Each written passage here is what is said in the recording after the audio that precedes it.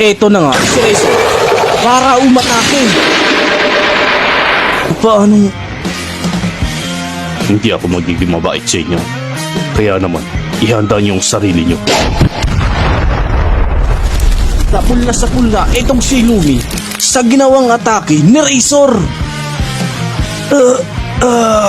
Ginawa niya na naman. Ginawa niya na namang makipagpalit sa abilidad niya. Pasensya ka na, Kilo.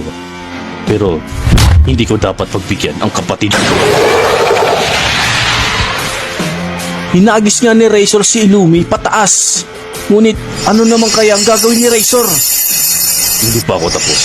Kaya naman, para sa'yo pa rin. Pakisagot ko.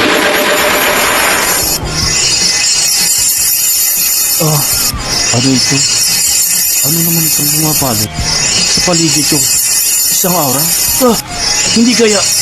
Isa na naman to. Isang matindi na atake ni Razor.